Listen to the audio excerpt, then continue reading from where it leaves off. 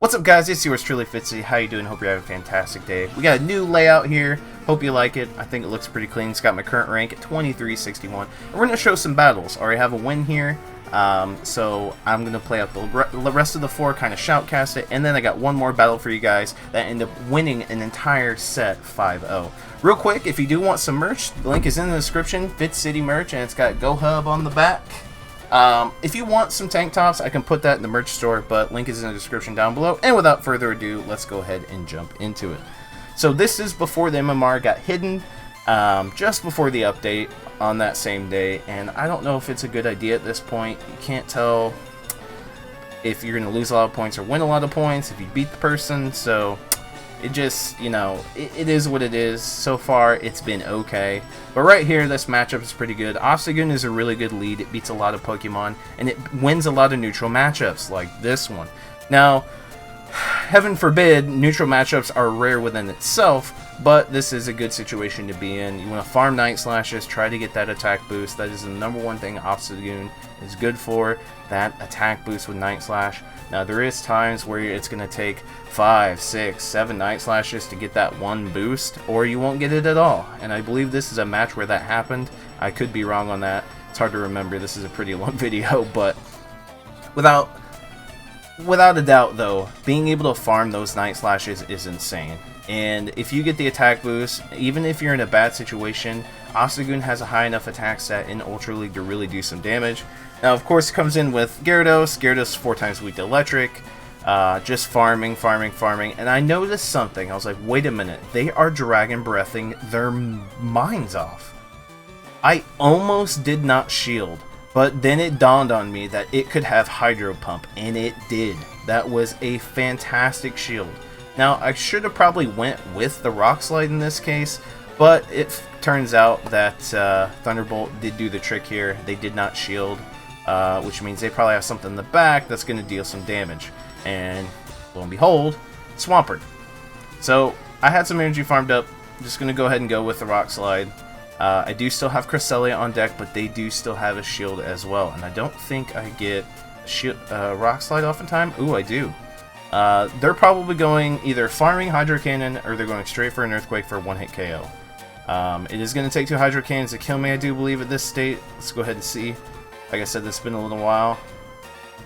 Switching to Cresselia. Nice. Okay. So 2 Hydro Cannons back to back is going to hurt pretty badly. I don't win this entire set. I do believe this is the fight that I lose, believe it or not. It doesn't seem like that should be the case, but things are looking pretty good right now. But that Swampert, and there's an issue with Swampert, is the fact that Swampert is getting more Hydro Cannons than it should. It's some kind of delay lag issue going into charge moves in Go Battle League server side. That seems to be the issue. As we watch over here, it looks like they're going to get yes. So I need to throw out Obstagoon in this case, or maybe even Melmetal, to farm out the rest of that health. Let's see what I do here. Do go with the Obstagoon to farm out, very good move, but there should be an Hydro Cannon coming, and Night Slash, okay. Is this going to be enough? We'll find out. Night Slash, boom, nice switch. Now that's something that's broken too. If you win the CMP tie, you can automatically switch into the next Pokemon. It's not meant to be that way, but I believe this is where I lose. Yep. That was actually a bad call. I did not have enough energy for Obstagoon. Honestly, I should have waited.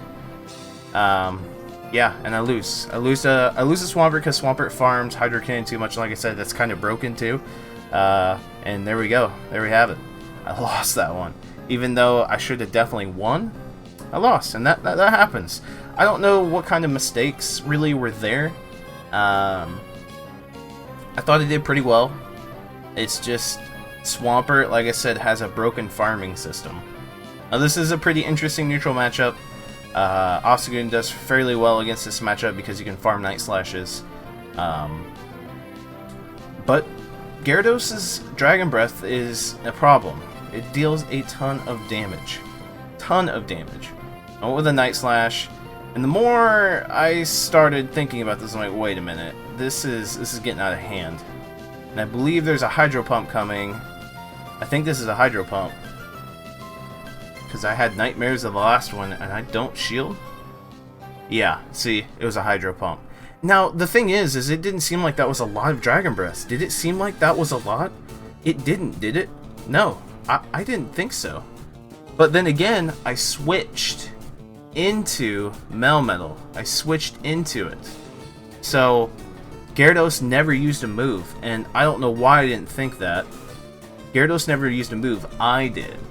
So things aren't looking very good right now, but you guys, kind of spoiler warning, you already know that I win the rest of the set because I go 4-1.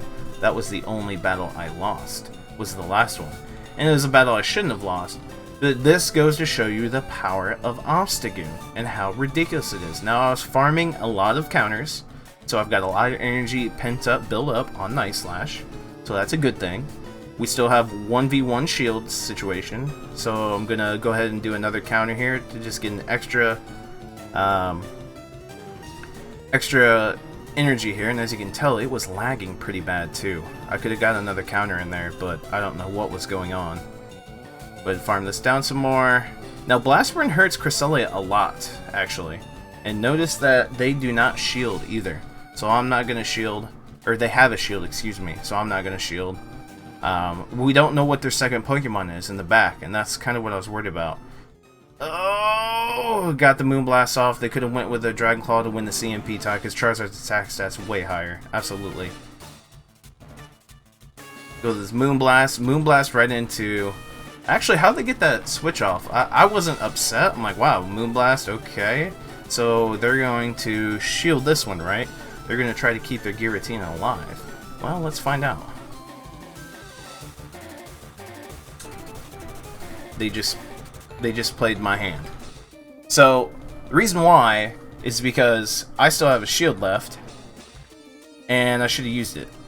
But they have Dragon Breath, so that takes the longest amount of time to farm. So I got lucky here, in my opinion. I got lucky. I risked it, but I still have a shield. I'm trying to farm up more, I do believe here. Yes, I switched to Obstagoon to farm up more. A shield here. Trying to get rid of, getting enough energy to get rid of that Charizard, because I believe that Charizard has some energy built up, and that's the issue. Go into a Night Slash, perfect. And then I can take out Giratina, no problem. It's a close one, though. It's a close one.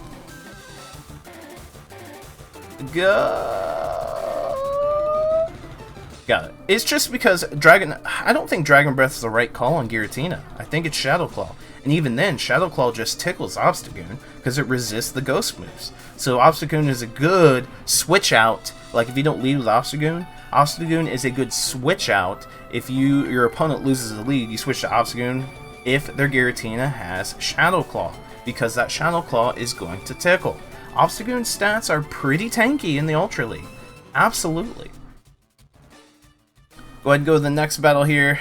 So it's a pretty favorable matchup for Obstagoon. It resists the confusion, so they go straight into a Swampert, and I go straight into Cresselia. This is an interesting matchup. I just like to save my Obstagoon because it's so freaking ridiculous. In this case, because I don't know if they have a Steel type. And if they have a Steel type, I don't really have anything else to take it out with other than Obstagoon. And I know Obstagoon can be a two-trick pony, you know, take care of two Pokemon. In this case, it would be a Metal Steel type and Mewtwo. It could take them both out, especially if I keep the shields.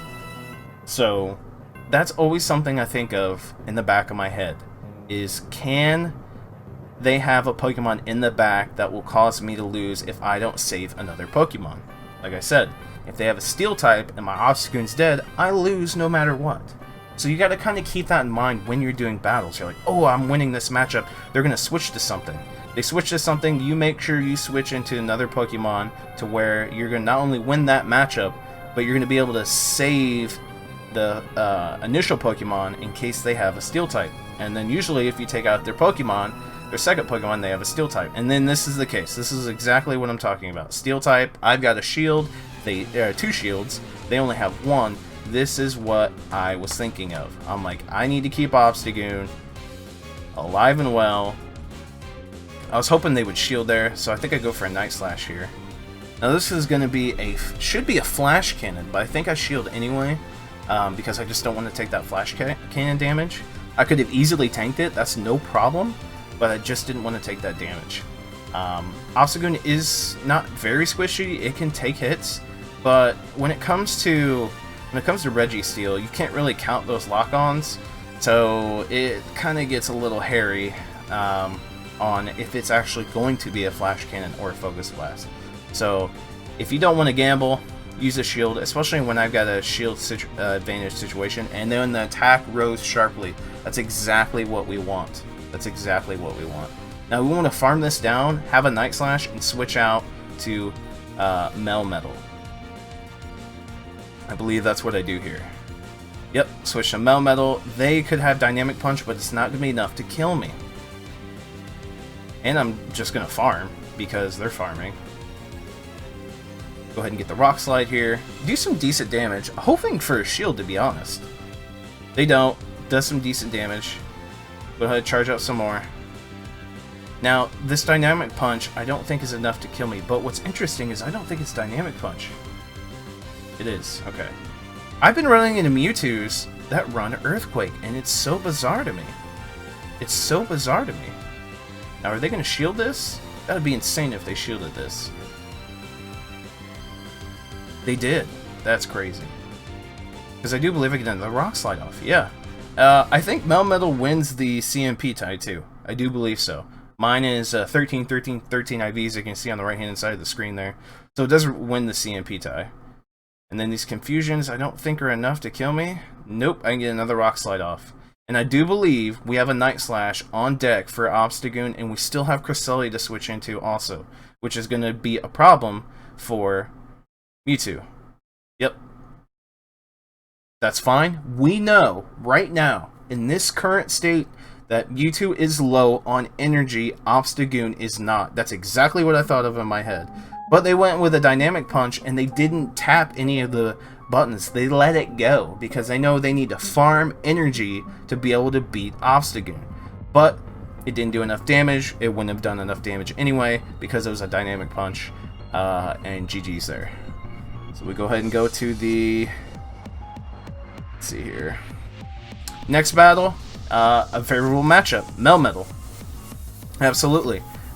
Now, what I run into mostly is they go for Superpower and they switch. So I have to shield. Superpower will one-hit KO me.